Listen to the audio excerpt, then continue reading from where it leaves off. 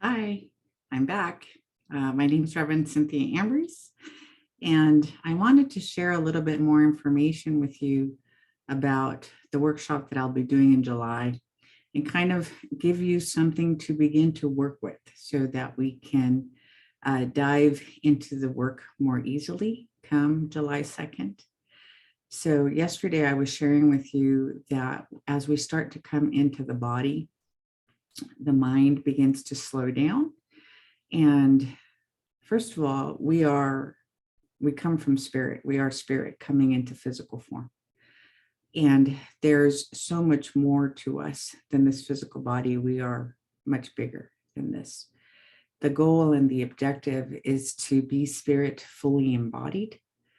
And so we want to bring more of our bigness into the body. And we do that by delineating the central channel. And so through the foundational breath of central channel breathing and in combination with something called the 4 anchor points, it's like we're saying to our higher self, this is the space that I need you to come into. This is home. And I'm ready to embody more of my higher self. So the way that we begin to delineate this space and embody more of our higher self is that first there are 4 places within the physical body that we get to like latch in with. And so the first one is at the root chakra. We're going to learn so much at this workshop. If you've always been interested in chakras, what they actually are, it's a great session for learning about that. So the root chakra is located at the bottom of the pelvic bowl. And the way that you engage the root chakra is you squeeze the muscle that would allow you to stop your urine midstream.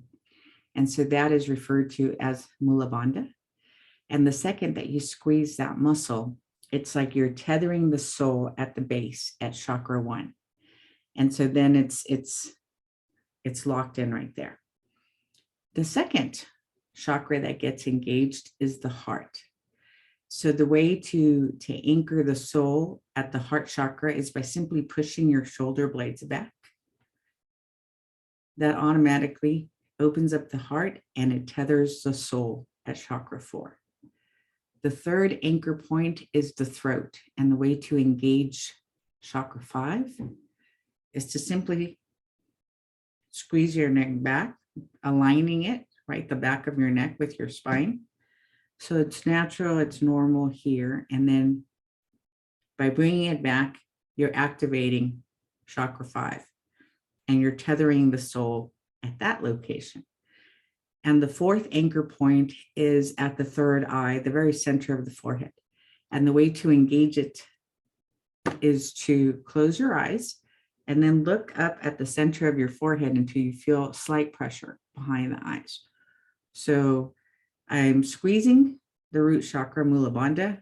I'm opening my heart. I'm engaging my throat. And then I'm closing my eyes and I'm looking up at the center of my forehead. So these are the 4 anchor points. The next step is to take a deep breath in from overhead, from 2 feet above my head. I'm going to breathe into my belly through my nose. And then I'm going to exhale into the earth 2 feet below where I'm sitting. And then I'm going to breathe in from 2 feet below where I'm sitting into my belly. And then I'm going to exhale through the crown. One more time, taking in a deep breath from 2 feet above our head into the belly. Exhaling into the earth. Breathing up from the earth into the belly. Exhaling through the crown. So this is the foundational breath work that we need. So not only does it help us with embodiment, which I'm sure you've heard that word around for a while, and then they've been talking about ascension forever, but I have to tell you, we can't ascend in consciousness until we descend fully into the body. So we need to get all of us in here before our consciousness can rise. And then the other thing that happens is that when you start breathing beyond the upper portion of the lungs, which so many of us do, what happens is when we breathe shallowly, we turn on fight or flight. And our body thinks that there is an emergency that is taking place. And then it never shuts off because we're only breathing up to here. So by us beginning to breathe beyond the upper portion of the lungs and actually bringing the breath all the way into the belly, the fight or flight turns off. Your body gets to return to homeostasis. The mind starts to slow down, which allows you to hear the wisdom, the guidance that's always pouring in from spirit.